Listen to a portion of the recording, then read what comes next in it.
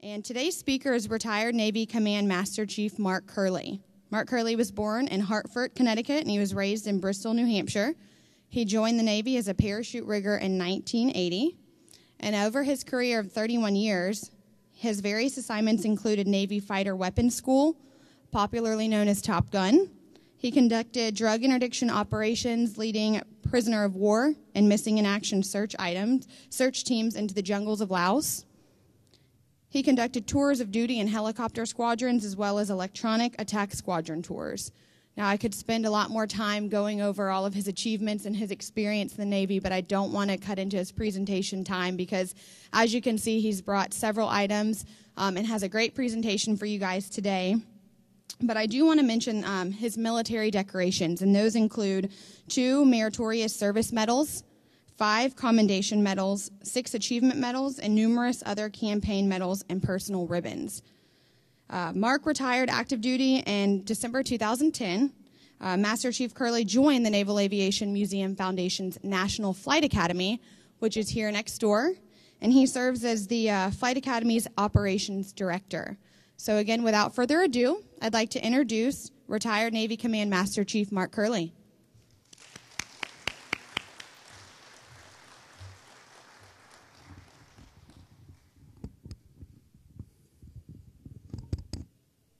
Well, thank you all for coming out and choosing my presentation over Pensacon. We are here to go ahead and talk a little bit about the time in Iraq that the military spent there. The perspective that I bring to it is the unique one of the Navy. The Navy, typically when they go into Iraq or any other type of combat zone, is going to take their special forces personnel, the SEALs, your special boat units, your riverine patrol, your corpsmen that are assigned to Marine Corps units, and others such as that are typically right there in combat. What is not typical is the fact that aviation squadrons that are assigned to aircraft carriers are not typical to go into combat like this.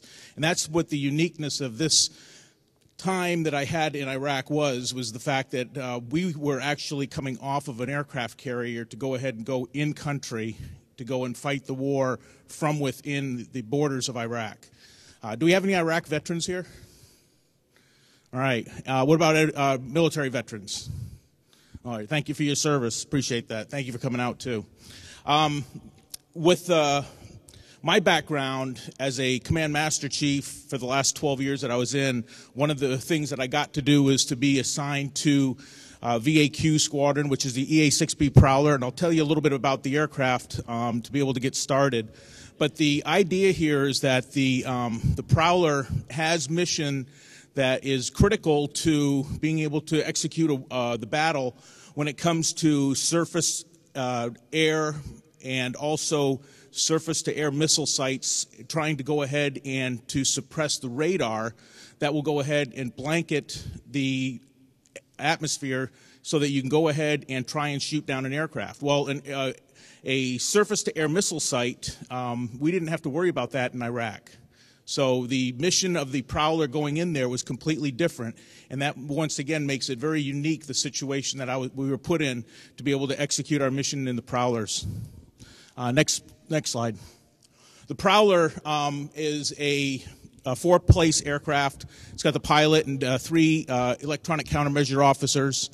It's been replaced now for the Navy by the EF-18 Growler, and the Growler is a 2-seat version, and it's a from the ground up a electronic attack aircraft also, but it employs new technologies, of course, where the Prowler, built in 1968, was actually a very good aircraft to have during the Vietnam War, because there was a lot of surface-to-air missile sites that were being employed by the Vietnamese, so that we had to go ahead and keep our aircraft safe by keeping the jamming of those communications and the frequencies to a minimum by using the Prowlers to do that. And so the Prowler ended up being an aircraft that was relied upon heavily by other aircrew to be able to make sure that we could go ahead and conduct the missions safely in the air to allow for our aircraft to not get shot down. Very effective, but in the war in Iraq, that was not something that was a concern of ours. Surface-to-air missile sites were not something that was prevalent in the war. But the frequency jamming capability of the Prowler was something of very importance that was developed prior to us going into Iraq. When we went into Iraq, we went there as the first squadron to employ these new emitters that were going to go ahead and blanket the entire airspace that it could with a frequency jamming capability to take the cell phone communications away from the insurgents and the terrorists so that we could go ahead and protect our troops against IED attacks. The IEDs, the IEDs were going ahead and, as you know, are the most devastating type of a weapon because of the fact that you don't have to be there to be able to see it go off. And that's the purpose of the cell phone, was to go ahead and to use that cell phone as a way to be able to detonate it from afar. Well, how could we go ahead and get around that? It was by going ahead and jamming those cell phone communications with the Prowlers to be able to go ahead and have our troops be safer while they're conducting the convoy missions, while they're conducting the ground troop offensives that we were doing, going house to house. Those IEDs located in different places, you never knew where that was going to be while you were going ahead and trying to conduct your offensive missions. The Iraq War, as you know, was a war where IED attacks were the primary source of the casualties that we took. And the IEDs came in a number of different type of variations. You could find them on the roadside, hidden inside of a teddy bear. And all of a sudden, you'd see the troop pick up that teddy bear, not realizing that inside of it was a remotely detonated device. IEDs were something that were very devastating as the type of injuries that they would also cause if the person survived. 70% of all of the casualties we suffered during the Iraq War were caused by IED attacks. And with those IED attacks, we go ahead and see how the convoys were vulnerable to that. When the convoys would go ahead and go on the road, a long line of vehicles with combat vehicles intermixed between them to protect them, all of a sudden now we became very easy targets to be able to go ahead and target from afar. So those IEDs, once again, were a source of concern that we had to go ahead and address. It was something of a new type of warfare, but very similar to something we had seen in Vietnam when it came to booby traps. The booby trapping that took place in the Vietnam era was new to us also at the time, when you had the different types of traps and snares, and also the stick, the tiger type of traps. Those were things that were new to us in warfare there that we had to go ahead and defend against. Well, now this new type of warfare that we were dealing with the IEDs was something of a concern. And what they did is they developed these new emitters for the Prowler, to use the Prowler to be able to go ahead and conduct those blanketing missions, so that any time our offensive forces went out to conduct missions, or our convoys would go ahead and conduct their missions of delivering the supplies to the remote bases around Iraq, we took the Prowlers into the air, and those aircraft would go ahead and blanket the entire airspace with frequency jamming capability to go ahead and thwart the attacks of using the IEDs. Of course, the insurgents, knowing this after a while, go and change their tactics, and they go ahead and implement different ways of being able to detonate, which those are things that we had to continually deal with going ahead and developing the type of defensive systems that we had to protect our troops. But you'll see that the IED attacks actually took a nosedive in the year 2005. When I went to Iraq in September of 2005, we went in there without the knowledge ahead of time that we were going to be there for 6 months. We thought at first we were only going to be there for 10 days. And next slide, please. Where we went was to Al-Asad, Iraq. Al-Asad is located in what's known as the Sunni Triangle. And the Sunni Triangle was infamous to be called the most dangerous place in all of the world at the time. In 05 and 06, that was the most deadliest time of the Iraq War. Al-Asad, Iraq is an air base that was built by the Yugoslavs back in the the 70s and into the 80s. And the Yugoslavs, when they built it in a location for Saddam Hussein in where it was going to be protected by nothing but desert around it. It had a perimeter security that was next to impenetrable. And it was because of the location of it. Now, where it's located at is close to what's known as Baghdadi, and the Baghdadi was a small little town that had an insurgent population there that we were constantly getting attacked by. But the Al-Asad Air Base was actually secured by the Australians in 2004.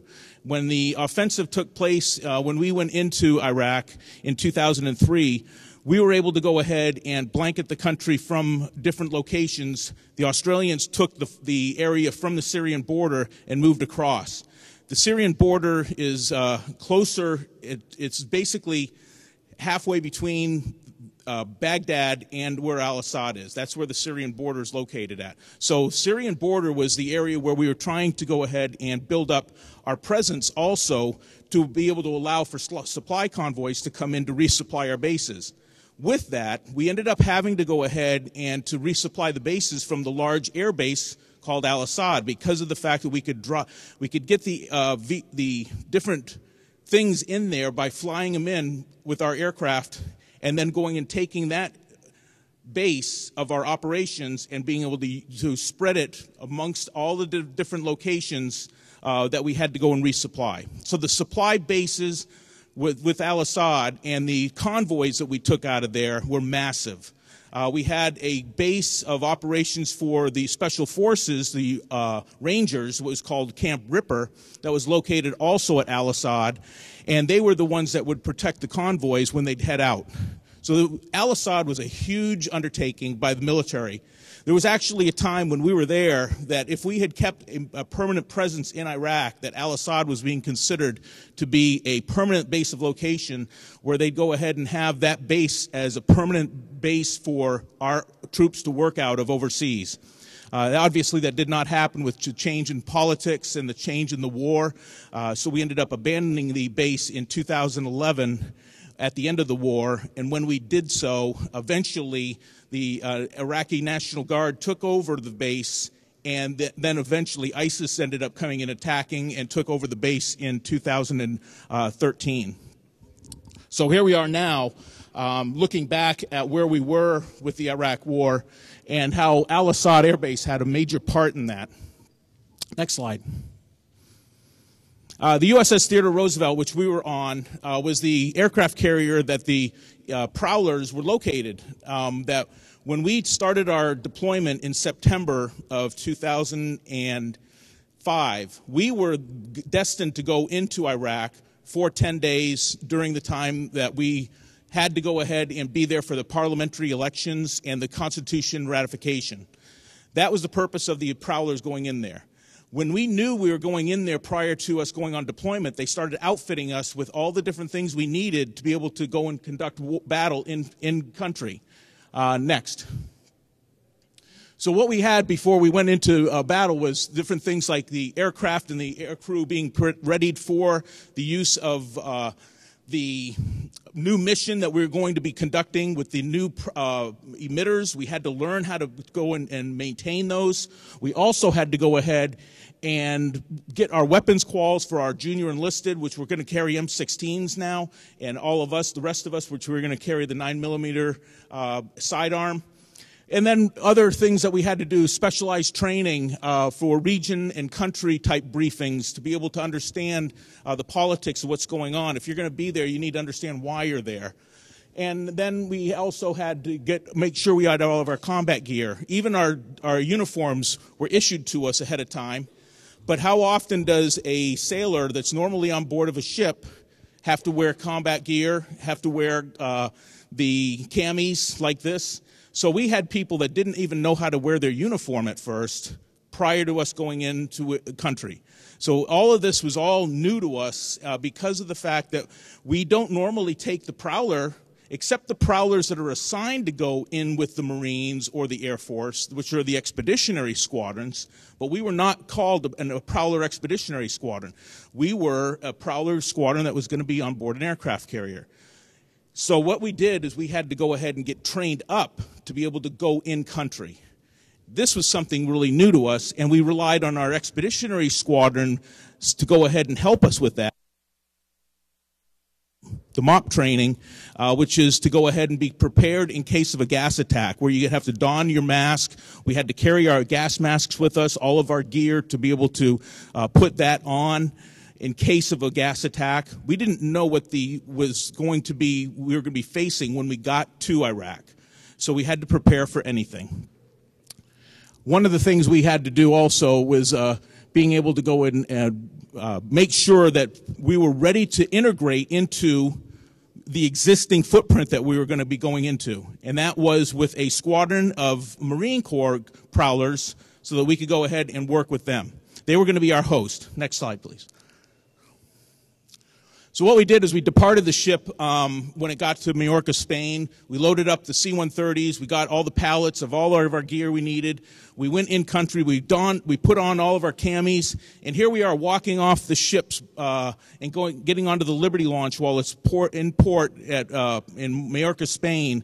Getting onto the Liberty launches in our camis, walking through the town to be able to get to the buses, and all these people are looking at us. What are you doing? Where are you going? Especially all of the rest of the sailors that were around us too, because here we are, part of the Navy battle group, and we're part of the air wing, and now we're departing in camis and heading off into a battle in Iraq. So we get to go ahead and now fly in the C-130 to take us from Majorca, Spain, and we fly to Manama, Bahrain, and then into Al Udeid, Qatar. And Al Udeid, Qatar, it was an air base controlled by the Air Force, where it would be the pre-positioning location for all of us to go in country.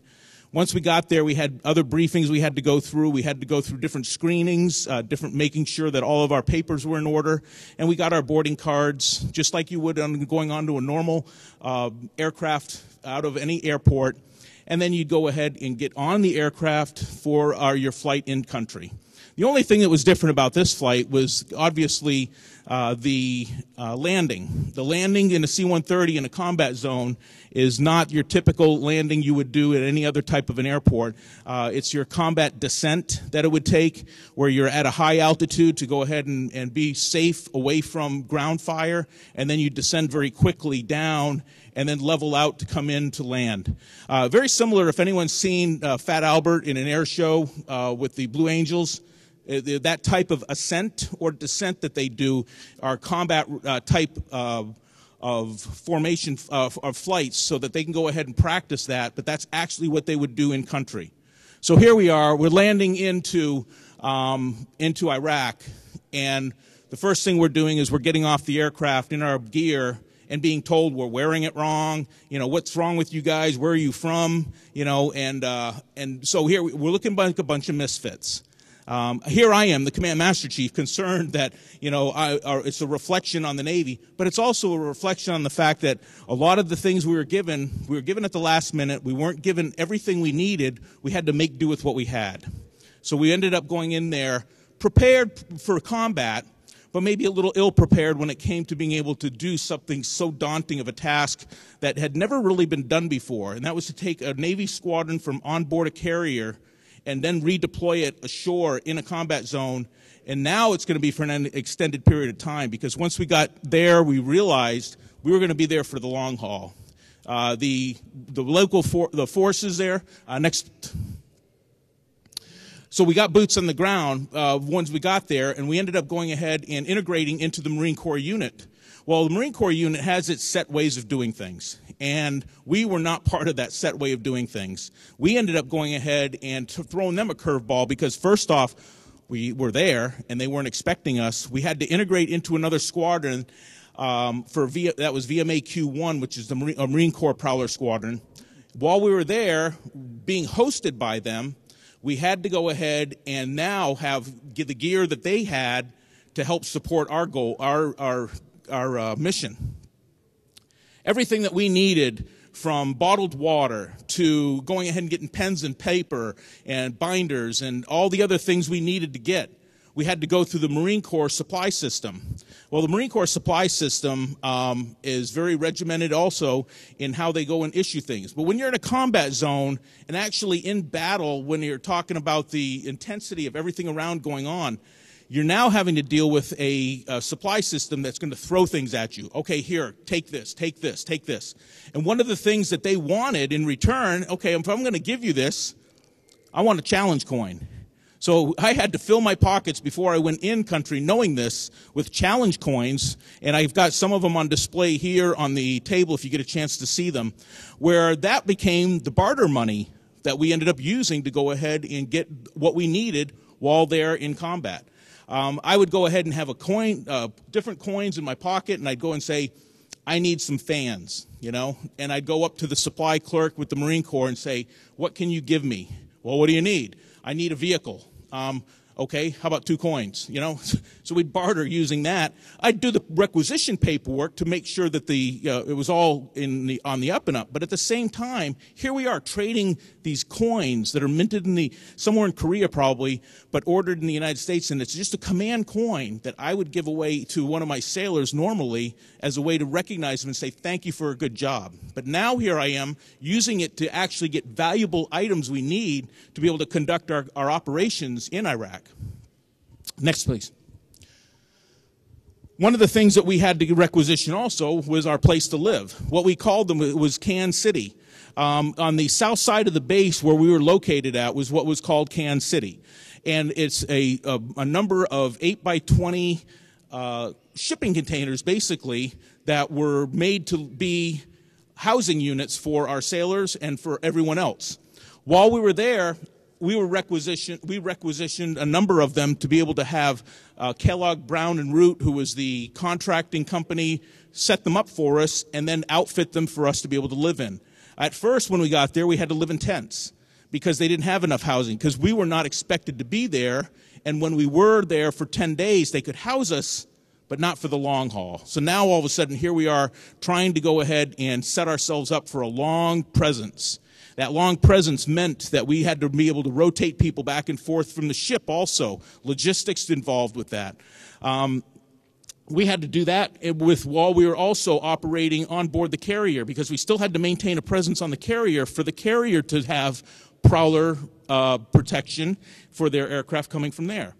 So what we did is we ended up splitting our squadron in half to be able to accommodate what we had to do in Iraq. Kansas City ended up being one of those places where a lot of work was done also, because we had to work out of our spaces, which we didn't have any. So we used our cans to be able to operate with our different offices. Eventually, we ended up building our own spaces. Next, please. Inside one of the cans, this is my can that I lived in, a very sparse and but necessary as far as what I needed. I had a place to put my flak jacket. I had a place to put my helmet and my sea bag.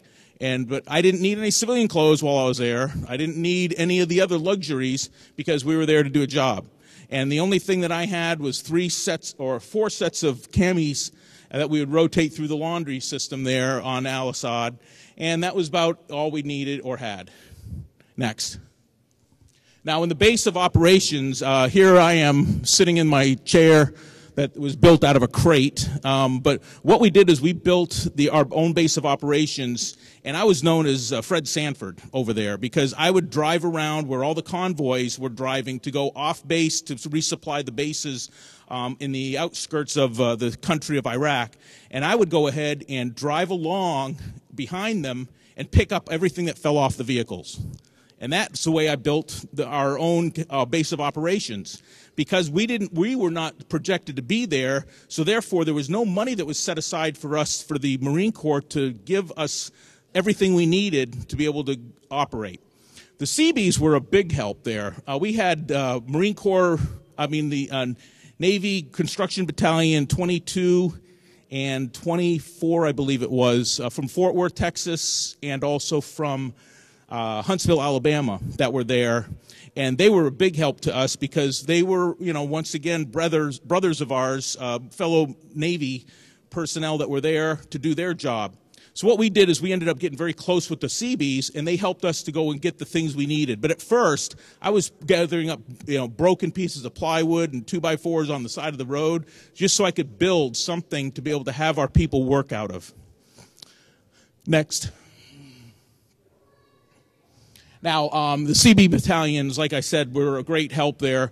There were also Navy hospital, a fleet hospital that was there on base. So we had other Navy personnel there. But like I said, they're from the type of units that would normally see in a combat area.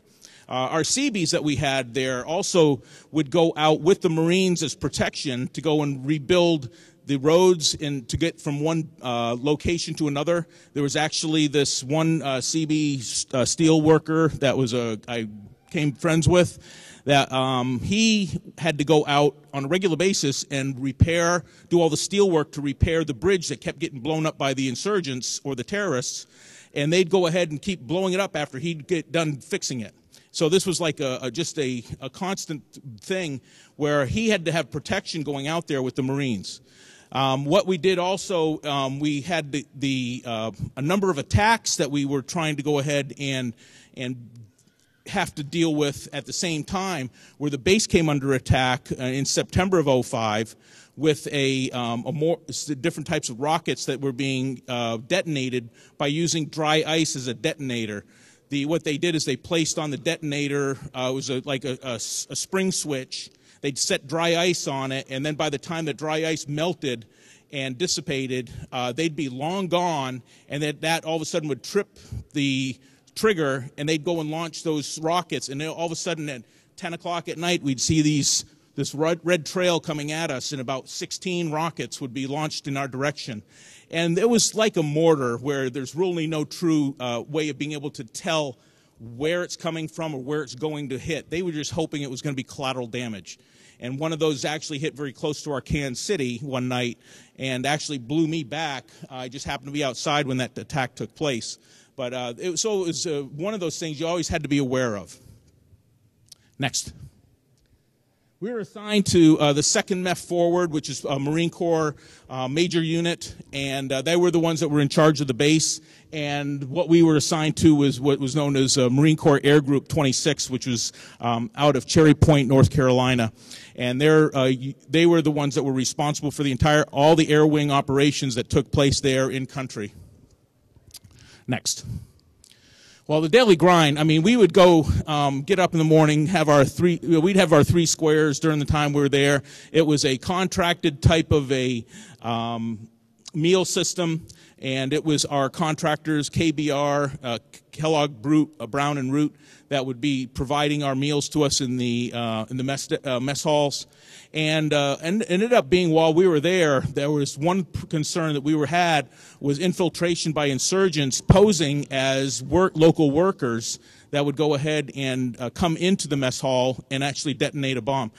We had that happen in Mosul, where there were 20, I think it was 20 troops that were killed by the insurgents posing as workers that came into the mess hall and detonated a suicide bomb and took out that many of our own in Mosul. So that was a concern that we always had, was vetting all of the people that were there. Whenever there was any insurgents that were captured out in town, they'd come onto our base, because this was the initial interrogation point for a certain government agency, and then they'd go ahead and take them from there and decide what to do with them for further interrogations or for going ahead and housing them to make sure that they were kept as prisoners of war. But this was Al-Asad was also that type of a base. Next. Now, these are some of the dangers we had to encounter while we were there. Obviously, these are pictures that I took. The camel spider to the left, not actually a spider at all, but a mean insect that would go ahead and climb into anything. You had to make sure that if you took your boots off, even in your can, because they could even find their way in there, that you go and cover your boots up at nighttime before you'd go ahead and put your feet in. You'd check them to make sure there's nothing like that in there. Scorpions, another thing that was everywhere. You couldn't take a step without finding scorpions in your eyesight somewhere. And they were every color you could think of. They were every different size and shape of scorpion. So they had just about every variety you could ever imagine. Some of the things, that bottom picture in the center is actually an attack that took place, and that is the what came up from there. But it was once again just a launch of a weapon from afar that took place. There was a lot of gunfire that took place near our main gate also as the insurgents tried to penetrate the perimeter during the time we were there. But they never were able to successfully get into the compound. And the base itself was absolutely huge. Next. Some of the relics of war. Some of these things were just laying around the base. The base of operations we were in, as I said, had just only a year earlier been taken captive by the Australians and then turned over to the Marine Corps so the Marine Corps could set up their base of operations there. Because of its strategic location, it became a huge base of operations for our military while we were in Iraq. The different things you see there, MiG-21 in the center, MiG-25 to the left of that. You see Humvee, one of our Humvees, that's up there in the center, part of a convoy when it blew up. We didn't leave our vehicles there. If they got blown up by an IED attack or some other type of attack, we didn't leave them on the side of the road. We would go ahead and take vehicles back out, bring those vehicles back, and put them in an area that we had secured on base to make sure that we did reverence to anyone that was killed there, but also to be able to make sure that there was no war relics that were taken by the insurgents. So we had the ability to be able to go ahead and clean up the base while we were there. When cleaning up the base was based on the fact that we thought we were going to be there for the long haul. A lot of visitors came to us from the Theodore Roosevelt while we were on shore in Iraq. We had our F-14s, which that happened to be the last combat cruise, the last cruise at all of the F-14. VF-31 was one of the squadrons that was located on board the Theodore Roosevelt with us. What's that? And yes, and VF-213, the Black Lions, were also on board with us. And those two squadrons represented the last time that the F-14 was deployed and deployed into combat too. So actually in combat there, they were known more as the Bombcats, not the Tomcats, because they had converted the aircraft from a air superiority fighter into a bomber by going ahead and putting different pods underneath to do so, and hard points. We also had the S-3 Viking, which wasn't in service much longer after this either. The Viking was very effective for us because we needed to be resupplied by the aircraft carrier on a regular basis because we needed parts. All those parts came through and were requisitioned by our presence on board the aircraft carrier. So therefore, here we are in Iraq, probably 1,000 miles away from the carrier, where we needed to be resupplied for parts that were going bad in our Prowlers. In this environment that we were working out of, the Prowlers were never designed to be able to be in that type of a heat environment, that type of dry air, type of an atmosphere. The dust that got inside would do damage to the electronics and the other type of avionics systems. So we had to have a regular supply line continuously taking care of us with all the needs we had. And those S-3 Vikings were very valuable in being able to do that for us. But soon, those Vikings ended up going away, and after our deployment there, we realized that there's a gap in our ability to be able to do things just like this. If it wasn't for the S-3 Viking, we couldn't have been able to do our job as well as we did there. But it really took that type of an aircraft to bring the logistics in country because it is a combat aircraft in itself, therefore it can fly into combat and protect itself while it's over the airspace. Supply convoys, as I mentioned before, that was our whole sole purpose of being there, was to protect the supply convoys going to the Syrian border, to go ahead and go out there for all the different responsibilities that the supply convoys had to resupply those forward operating bases and those other major bases that relied on Al-Asad as the central point of where all the different supplies came into. So supply convoys were very important. And as you can see, they were well defended with the different type of vehicles that we had to be able to defend those supply convoys, along with also the Prowler, which was our main purpose for being there, to protect those convoys and also the ground forces that were out there operating. Next.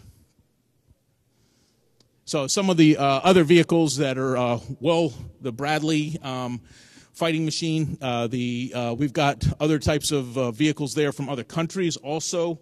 that we're able to go ahead and integrate into our operations.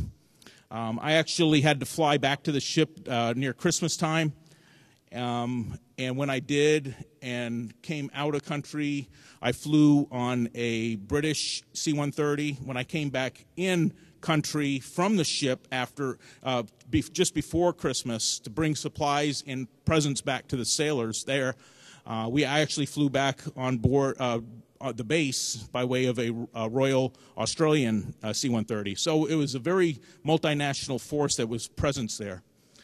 Next. Some of the vehicles here on the top right is a Cougar, it's called. On the left it's a Dragon. They are supply vehicles, or they're troop transport vehicles that would be used in convoys over there. Next. Now, combat sorties. What we would do, we'd launch a lot of our missions, of course, at nighttime. There was a cycle to what we did for our sorties, our missions that we would fly. We had a 100% sortie completion rate while we were there, meaning that we made every single one of our combat missions that we were required to take and fly in support of the mission commanders. But as you can see, it would be at nighttime, it would be during the day. We'd operate out of what was called a HAZ in the upper left corner. Picture there, HAZ is a hardened aircraft shelter, and that was part of the construction by the Yugoslavs to build and protect the aircraft that were there for Saddam Hussein's Iraqi Air Force. But we ended up using them as our way of being able to house our aircraft. Once we got done with our mission, we turned it over to another VAQ squadron, which we had done all the hard work. We had to build the base of operations. We had to initially get ourselves integrated into a Marine Corps unit in a combat zone. We ended up having to do this without the prior knowledge for most of this, and we ended up doing it on a shoestring budget, basically, because we weren't budgeted to go ahead and do this. So this was something where we were able to make this happen and make a 100% sortie completion rate, and then turn it over to the next squadron, which said, well, this is easy. Well, that's because we did the hard work. We got everything set up for you and got it all ready to go. So we were very successful in being able to integrate a Navy Prowler squadron off of an aircraft carrier to be able to do something unique and different that had never been done before to this level.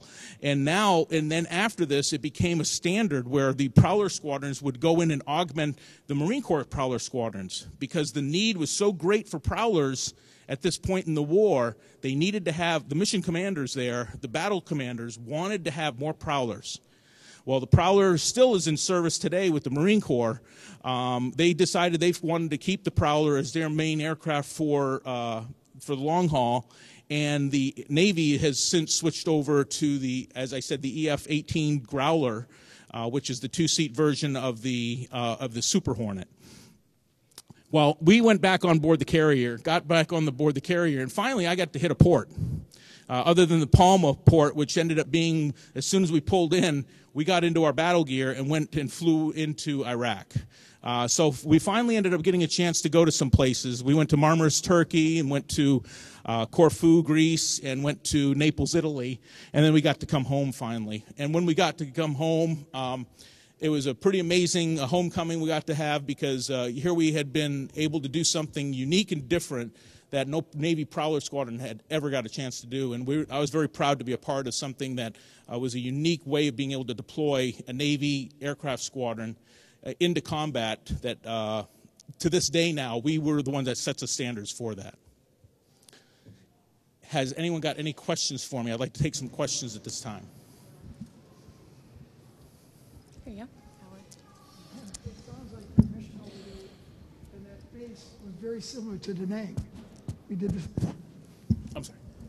It sounds like that base that you had over there was very similar to Da Nang, because when you talked about insurgents during the day, they were working on the base. At night, they were VCs. We had shelling coming in, same way as you folks did. And it sounds very similar to what we did over there at that time. And you have a great point in the sense that both wars, the Vietnam War was a different type of war than we had ever fought before, where you didn't always know who your enemy was. The unconventional warfare and the tactics that were used were something that was unique and different to the Vietnam experience.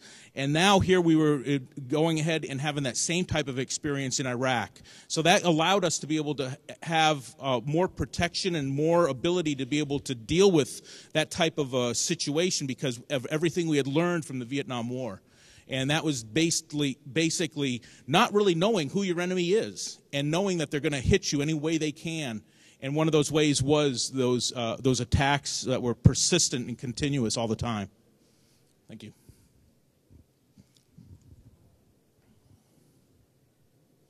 How many assets were there in your detachment? How many Prowlers? Well, we had a total of 5 aircraft that were assigned to the squadron to go on deployment with. We had a total of 4 of those aircraft there in country with us at any one time. And other services were providing similar services, or were you guys with? Yes, we got to keep in mind also when I was there, 05, 06, we also had Navy Prowlers that were in Bagram Air Force Base, Bagram Air Base in Afghanistan. And we also had the Prowler squadrons from the Marine Corps that were there, and they had a total of 6 aircraft assigned to each one of their squadrons. There was our sister squadron, our Marine Corps sister squadron, and ourselves that were there. Well, considering the vastness of the AOR, did you have aircraft airborne, not your detachment, but were there similar aircraft airborne 24 hours a day? Yes, we had set up a schedule with the Marine Corps squadron, and we were able to go ahead and use all of our assets pooled together. We basically became a super squadron. And what we did is we were available to the battle commanders to be able to do a blanketing of the airspace, multiple locations also. We could have a couple aircraft up at once to do that. Statistically, were you able to document the effectiveness of this operation? We didn't do the documentation of the, other than our own combat sortie completion rates, and our effectiveness of our emitters, which is another way to be able to tell whether or not we were being effective, was whether or not our assets were working when we were in battle. But it was the battle commanders doing assessments of the convoys and doing statistical analysis to be able to tell, yes, we had an impact, a positive impact on the ability for the insurgents and the terrorists to use IEDs as a weapon against us. We made a huge impact to where that we rendered it ineffective, and they ended up having to go to other methods of engagement and detonation to be able to go ahead and continue that type of warfare. What rank was the OIC? The OIC for the entire base was a 3-star. It was our commanding officer and our XO would go ahead and rotate. One would be on board the ship, and one would be in country with us at Asad. And so we never had the CO and XO there together. One would remain present on board the carrier, and they'd swap out about once every few weeks. And you were there for 6 months, did you say? Yes. How did they keep the pilots careful during that time? They had a rotation for all of the pilots to go ahead and continue their carrier qualifications, and they would go and ferry the aircraft that were coming up for phase inspection to do the phase inspections on board the carrier, because we didn't have the ability to be able to do a phase inspection there, plus our intensity of our operations to take those assets away to do something like that. Thank you, Mark. Thank you. One of the unique things, if anyone's ever seen the Saturday Night Live skit that talks about we need more cowbell, well, we ended up being called on all the time to be able to do our missions by different types of forces out there. When they knew we were in the air, they would thank us for being out there to protect them. And when we weren't in the area, they'd call their mission commanders and say, hey, we need some more cowbell over here. So our call sign ended up becoming cowbell while we were over there. And so that's why if you see this down here, it says cowbell, Command Master Chief. That's the reason. Our call sign over there was cowbell. Any other questions? All right. Well, thank you.